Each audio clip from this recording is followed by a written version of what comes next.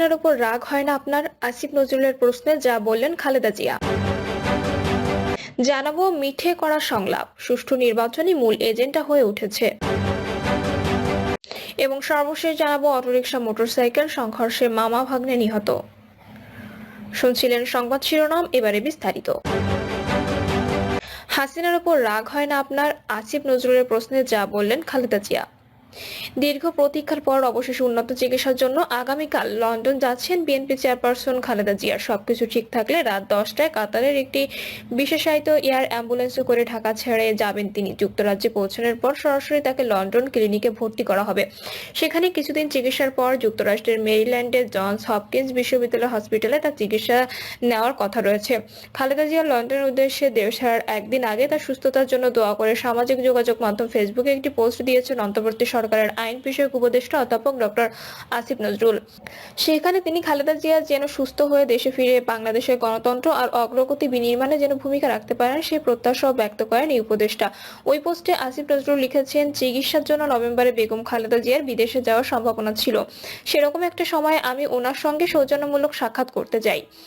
এখানে কথা হয় কিছুক্ষণ ওনার বাসভবনে। বেগম জিয়া গণঅভ্যুত্থানের ছাত্র নেতৃত্বের প্রশংসা করেন এবং অন্তর্বর্তী সরকারের সাফল্য কামনা করেন। জানান সবসময় তিনি খবর রাখেন দেশের। তিনি লিখেছেন, আমি ওনার স্বাস্থ্যের কথা, হাসিনা শাসনামলে সময়ের কথা জানতে চাই। লক্ষ্য করি তিনি একবারও শেখ হাসিনার নাম নিচ্ছেন না। অবশেষে সরাসরি জানতে চাই, এত সাফার করলেন আপনি, শেখ হাসিনার উপর রাগ লাগে না আপনার? তিনি একটু নীরব থাকেন, তারপর ম্লান কণ্ঠে বলেন, রাগ করে কি করব বলেন, আল্লাহর কাছে বলি। খালেদা জিয়ার এমন কথায় অবাক হয়েছেন জানি আসিফ নজরুল আরও লিখেছেন, আমি অবাকই হই। 15টা বছর শেখ হাসিনাকে জঘন্য ও অশ্লীল মিথ্যাচার আর নির্মম নির্যাতন করেছে বেগম জিয়ার প্রতি এবং একই সঙ্গে ওনার দলের হাজার হাজার নেতাকর্মীকে, অথচ একটা খারাপ শব্দ তিনি উচ্চারণ করলেন না শেখ হাসিনা নিয়ে। সবশেষে বেগম জিয়ার লন্ডন যাত্রা নিয়ে তিনি লিখেছেন, আগামীকাল বেগম জিয়া চিকিৎসার জন্য যাচ্ছেন লন্ডনে। আল্লাহর কাছে দোয়া করি তিনি যেন সম্পূর্ণ সুস্থ ফিরে আসেন দেশে, আবার যেন ভূমিকা রাখতে পারেন বাংলাদেশের গণতন্ত্র আর অগ্রগতি বিনির্মাণে।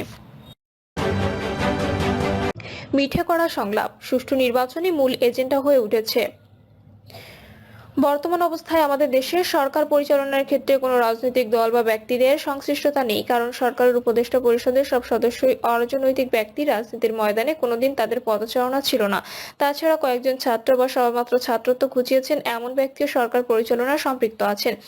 এই অবস্থায় বর্তমান অন্তর্বর্তীকালীন সরকারের কর্মপদ্ধতিও কিছুটা ব্যতিক্রমধর্মী বলে মনে হচ্ছে। জুলাই আগস্ট আন্দোলনের ফসল হিসেবে ক্ষমতা গ্রহণের পর এই 5 মাসে সরকার যেসব সিদ্ধান্ত নিয়েছে বা সংস্কার কার্যক্রমে যে পথে তারা অগ্রসর হয়েছেন, তাতে বিশেষ কোনো রাজনৈতিক নীতি বা কমিটমেন্ট অনুসরণ করা হয়েছে বলে মনে হয় না। বর্তমান সরকারের প্রধান উপদেষ্টা মাঝে মধ্যে রাজনৈতিক দলের নেতৃবৃন্দের সঙ্গে সংলাপ করে দেশ পরিচালনার অগ্রসর হলেও তারা রাজনীতিবিদদের কোনো ফর্মুলা গ্রহণ করছেন বা করেছেন এমনটি নয়। আর বর্তমান সরকার অরাজনৈতিক বিধায় তাদের কোনো রাজনৈতিক কমিটমেন্ট থাকার কথা নয়। এই অবস্থায় ডক্টর মোহাম্মদ ইউনূস তার উপদেষ্টা পরিষদের সদস্যতা নিয়ে একাগ্রচিত্তে দেশের বিভিন্ন ক্ষেত্রে সংস্কার প্রচেষ্টার মাধ্যমে যেসব পদক্ষেপ গ্রহণ করে চলেছে, তাতে তিনি কতটা সার্থক সে বিষয়ে মন্তব্য করার সময় এখনো হয়নি। তবে এই কমাসে দেশের অর্থনীতির যে চালচিত্র এবং সেখানে যেসব ক্ষত দেখতে পাওয়া গেছে, তাতে আগামী সময়ে সহসা যে সেসব ক্ষত তিনি মেরামত করতে পারবেন না সে কথাটি নিঃসন্দেহে বলা যায়।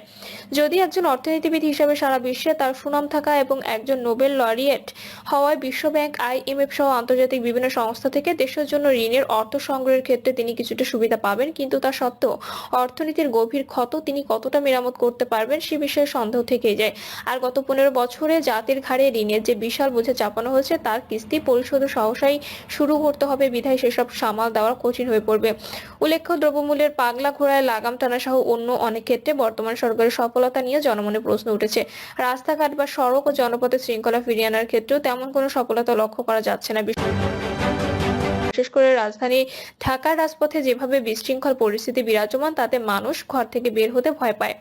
আর এক্ষেত্রে পুলিশের নিষ্ক্রিয়তাও চোখে পড়ার মতো। তাছাড়া দেশের অর্থনীতির অন্যতম নিয়ামক ক্ষেত্র পুঁজিবাজার নিয়ে বর্তমান সরকারের প্রতি বিনিয়োগকারীদের যে আশা ছিল তা পূরণে অন্তর্বর্তীকালীন সরকার তেমন কোনো সাফল্য দেখাতে পারেনি।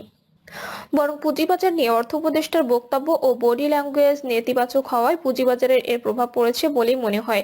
অথচ বলা হচ্ছিল যে স্বৈরাচার বিদায় নিয়ে পুঁজিবাজারের সুবাতাস বইবে। এই অবস্থায় দেশের মানুষ আশা আকাঙ্ক্ষার ক্ষেত্রে যে কিছুটা হতাশ সৃষ্টি হয়েছে, এটা অস্বীকার করার উপায় নেই। আবার দেশের চলমান রাজনীতির সঙ্গে সরকারের কাজকর্ম কোনো কোনো ক্ষেত্রে সাংঘর্ষিক হয়ে ওঠার আশঙ্কা দেখা দিয়েছে। যেমন সংস্কার আগে না নির্বাচন আগে হবে তা নিয়ে বিতর্ক বর্তমানে বড় আকার ধারণ করেছে এবং এসব বিষয়ে একটি রাজনৈতিক দল মাঠে নেমে আন্দোলন সংগ্রামের হুমকি দিয়েছে। আগামী বছরের শেষে অথবা 2026 সালের মাঝামাঝি সময়ে জাতীয় নির্বাচন অনুষ্ঠিত হবে মর্মে প্রধান উপদেষ্টা ডক্টর মোহাম্মদ ইউনূসের ঘোষণাকে তারা গ্রহণ না করে এ বিষয়ে সুস্পষ্ট রোডম্যাপ দাবি করেছেন। সবশেষ খবরে জানা গেছে দলটির নেতারা 2025 সালের মধ্যে জাতীয় নির্বাচন চাচ্ছেন, ফলে আগামী ডিসেম্বরে নির্বাচন অনুষ্ঠিত হবে বলে আমরা ধরে নিতে পারি। কারণ প্রধান উপদেষ্টা বা তার উপদেষ্টা নির্বাচনের দিন তারিখ নিয়ে কোনো আন্দোলন মোকাবিলার পথে হাঁটবেন বলে মনে হয় না। বিশেষ করে বিএনপির মতো বড় দলটি যেহেতু 2025 সালের মধ্যে নির্বাচন চায়, সেহেতু এ বিষয়ে কোনো চ্যালেঞ্জ গ্রহণ করা সরকারের জন্য সমীচীন হবে না। দু একটি দল বাদে দেশের অধিকাংশ দলই এখন নির্বাচনমুখী। এই অবস্থায় আগামী নির্বাচন নিয়ে চিন্তাভাবনা বা পথ চলাই বর্তমান সরকারের জন্য এই মুহূর্তে সর্বাপেক্ষা গুরুত্বপূর্ণ বিষয় বলে মনে করি। আর সেই সঙ্গে এই কথাটিও বলে রাখতে চাই, আগামী নির্বাচনে যাতে ক্লিন ইমেজধারী তথা সৎ ত্যাগী জনদরদী সুশিক্ষিত মেধাবী শ্রেণীর ব্যক্তিরা নির্বাচিত হয়ে আসতে পারেন, এখন থেকেই সে বিষয়ে সংশ্লিষ্ট সবার একযোগে কাজ করা উচিত। বিশেষ করে নির্বাচন কমিশনের ঘুরে দাঁড়ানোর বিষয়টি ক্ষেত্রে অত্যন্ত গুরুত্বপূর্ণ। অন্যথায় অতীতের মতো একই ফর্মুলা নির্বাচন করে কোনো লাভ হবে বলে মনে হয় না।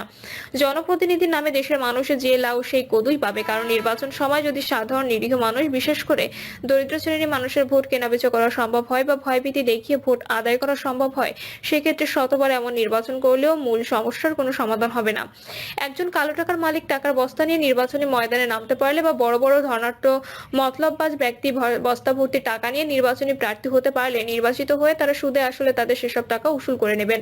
আবার কোনো গুন্ডা বাহিনীর মতো নেতা তাদের বাহিনীর পেছনে অঢেল অর্থ খরচ করে জোর জবরদস্তির মাধ্যমে ভয় দেখিয়ে বা চাপে ফেলে ভোটারদের ভোট আদায় করতে পারলেও ফলাফল একই দাঁড়াবে।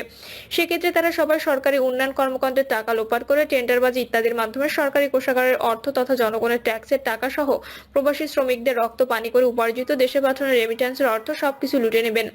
আর সে অবস্থায় রাজনীতির ক্ষেত্রে অতীত আর ভবিষ্যতের তফাৎ বলতে কিছুই থাকবে না। সুতরাং রাজনৈতিক দলগুলোকে শুধু নির্বাচন চাইলেই হবে না, ইতিমধ্যে তারা তাদের নিজ নিজ দলের মধ্যে কতটুকু শুদ্ধি অভিযান চালিয়েছেন বা চালাতে পেরেছেন এবং সেসব বিষয়ে হোমওয়ার্ক করে ভালো কোনো কিছু বের করতে পেরেছেন কিনা, সে বিষয়টি এখন একটি বড় প্রশ্ন। অন্যথায় নতুন বোতলে পুরনো মদ ভরার মতো অতীতের সব মার্কা মারা ব্যক্তিদের হাতে টিকিট ধরিয়ে দিলে নির্বাচনের পর তারা কি করেন বা করবেন দেশের মানুষ কিংবা বারবার তার প্রমাণ পেয়েছেন। আর এসব তিক্ত অভিজ্ঞতার কারণে ভুক্তভোগী হিসেবে সাধারণ মানুষের অধিকাংশ এখন এক ধরনের রাজনীতি বিমুখ। সুতরাং রাজনীতিকে বারবার লুটেরাদের হাতে, রাজনৈতিক ব্যবসায়ীদের হাতে, রাজনীতি করে খাওয়া লোকদের হাতে ছেড়ে দিয়ে রাজনৈতিক অঙ্গনকে কলুষিত করে ফেলা দিন যে শেষ, সে কথাটি মাথায় না রেখে রাজনৈতিক দলগুলো যদি আবারও পুরনো কায়দায় গোলমাল আলীদের হাতে রাজনীতি ছেড়ে দেয়, নির্বাচনের দিন ভোট চুরি, ভোট ডাকাতি ইত্যাদিতে পারদর্শীতে মাঠে নামান, তাহলে সেসব ঘটনাও কিন্তু তাদের জন্য বুমেরাং হয়ে দাঁড়াবে।